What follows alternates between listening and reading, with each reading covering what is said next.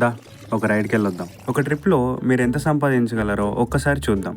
చూద్దాం రా అంటే ఎక్కడికి రావాలి? అప్పటి నుంచి ఒకే చోట కూర్చొని ఉన్నాను. షర్ట్ మాత్రమే మార్చాను. నీ కార్ పేరేంటి? ద నేమ్ ఇస్ మారి.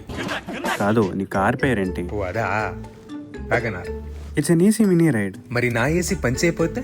అప్పుడు డౌన్ గ్రేడ్ చేయాలి టు నాన్ ఏసీ మినీ. సరే, అయితే ఇప్పుడు రేట్ కార్డ్ని మనం ఏసీ ఇంకా నాన్ ఏసీ కోసం ఎలా డిజైన్ చేసామో చూద్దాం. First non AC mini. అదే నీ ఏసీ పనిచేయట్లేదు అన్నావుగా. This guy man. సరే non AC mini base fare వచ్చేసి 60 రూపీస్. ఇది ఫస్ట్ 2 కిలోమీటర్స్కి కన్సిడర్ చేద్దాం.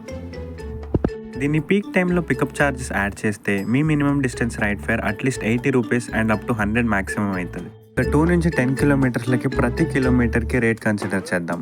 అదే అంతకుముందు చెప్పాను కదా, 18 రూపీస్ పర్ కిలోమీటర్ అని. గుర్తుంది 10 కిలోమీటర్స్ కంటే ఎక్కువ ఉన్న లాంగ్ డిస్టెన్స్ రైడ్స్కి ఏమో 10 కిలోమీటర్స్ అవ్వగానే ప్రతి కిలోమీటర్కి 16 రూపీస్ పడుతుంది.